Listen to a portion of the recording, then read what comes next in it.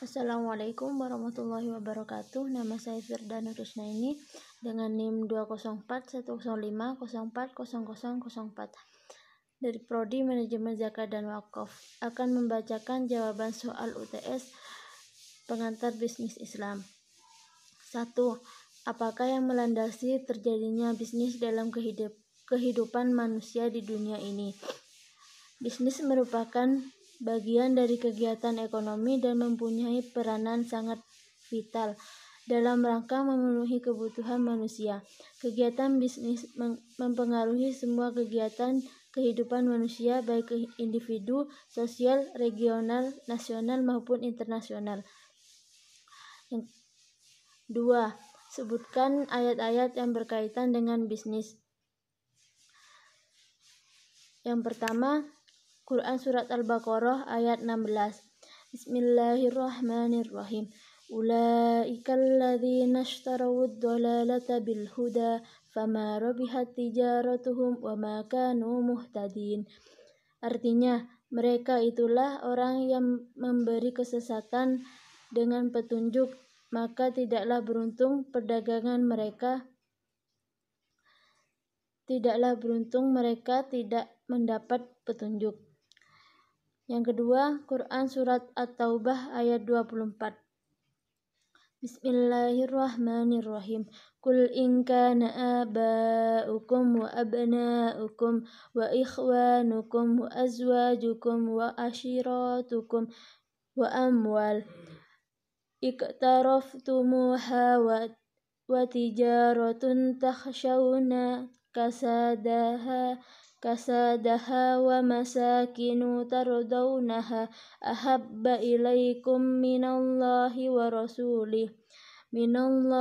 rasulihi wa jihadin fi sabilihi fatarabbasu hatta ya'tiyallahu bi amrih wallahu la yahdil qaumal fasikin. Artinya, katakanlah, jika bapak-bapakmu, anak-anakmu, saudara-saudaramu, istri-istrimu, keluargamu, harta kekayaan yang kamu usahakan, perdagangan yang kamu khawatirkan kerugiannya, dan rumah-rumah, tempat tinggal yang kamu sukai, lebih kamu cintai daripada Allah dan Rasul-Nya, serta berjihad di jalannya, maka tunggulah sampai Allah memberikan keputusannya. Dan Allah tidak memberi petunjuk kepada orang fasik. Yang ketiga, Quran Surat Fatir ayat 29. Bismillahirrahmanirrahim. Innal ladzina yatluna kitaballahi wa aqamu sholata wa anfaqu mimma razaqnahum sirran wa alaniyatan yarjuna tijaratan lan tabur.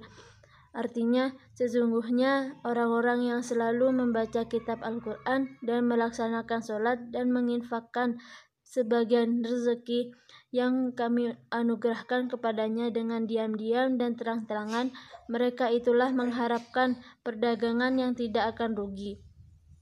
Yang keempat, Quran Surat As-Saff ayat 10 dan 11.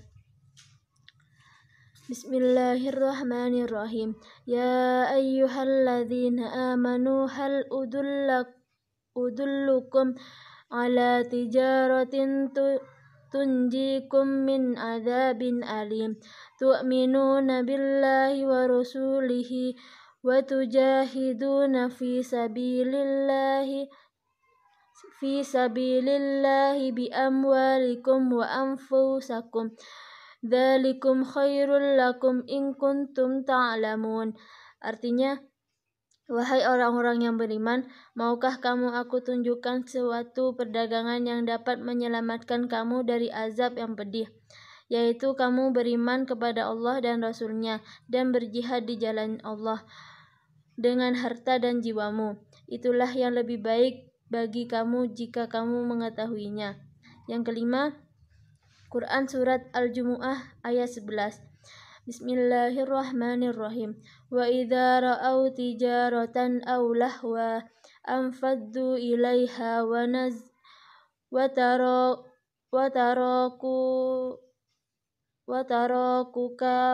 qaima. Qul ma indallahi khairum minallahi wa minat tijarah wallahu khairur razikin. Artinya, dan apabila mereka melihat perdagangan atau permainan mereka segera menuju kepadanya, dan mereka tinggalkan engkau Muhammad sedang berdiri berkhutbah. Katakanlah, apa yang ada di sisi Allah lebih baik daripada permainan dan perdagangan, dan Allah pemberi rezeki yang terbaik. 3. Sebutkan dan jelaskan perbedaan bisnis Islami dan bisnis non-Islami. 1. Asas bisnis Islami akidah Islam. Asas bisnis non-Islami sekularisme. Motivasi bisnis Islami dunia akhirat. Motivasi bisnis non-Islami dunia. Orientasi bisnis Islami profit dan benefit, pertumbuhan, keberkahan, dan keberlangsungan. Orientasi bisnis non-Islami profit, pertumbuhan, dan keberlangsungan. Sikap mental bisnis Islami maju dan produktif, konsekuensi keimanan dan manifestasi kemusliman. Sikap mental bisnis non-Islami maju dan produktif, konsumtif, konsekuensi aktualisasi diri. Etos kerja bisnis Islami, bisnis adalah bagian dari ibadah. Etos kerja bisnis non-Islami, bisnis adalah kebutuhan duniawi. Keahlian bisnis Islami, cakap dan ahli di bidangnya. Konsekuensi dari kewajiban seorang muslim. Keahlian bisnis non-Islami, cakap dan ahli di bidangnya. Konsekuensi dari motivasi reward dan punishment. Amanah bisnis Islami, terpercaya dan bertanggung jawab. Tujuan tidak menghalalkan segala cara. Amanah bisnis non-Islami tergantung kemampuan individu. Tujuan menghalalkan cara. Modal bisnis Islami halal. Modal bisnis non-Islami halal dan haram. SDM bisnis Islami sesuai dengan akad kerjanya. SDM bisnis non-Islami sesuai keinginan pemilik modal. Sumber bisnis Islami Al-Quran. Sumber bisnis non-Islami daya fikir manusia. Paradigma bisnis Islami syariah. Paradigma bisnis non-Islam pasar. Distribusi kekayaan bisnis Islami, zakat, infak, sedekah, hibah, hadiah, wakaf, dan warisan. Distribusi bisnis non-Islami, pajak dan tunjangan. Harta bisnis Islami, pokok kehidupan. Harta bisnis non-Islami, aset. Investasi bisnis Islami, bagi hasil. Investasi bisnis non-Islami, bunga. Pondasi dasar bisnis Islami, muslim. Pondasi dasar bisnis non-Islami, manusia, ekonomi. Pola bisnis Islami, halal dan haram. Pola bisnis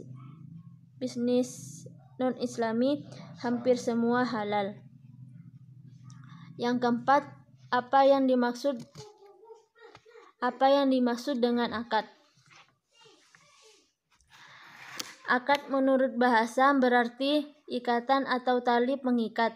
Pengertian akad secara syar'i yaitu hubungan antara ijab dan qabul dengan cara yang diperbolehkan oleh syariat yang mempunyai pengaruh secara langsung terhadap sesuatu yang diikatkan atau ditransaksikan.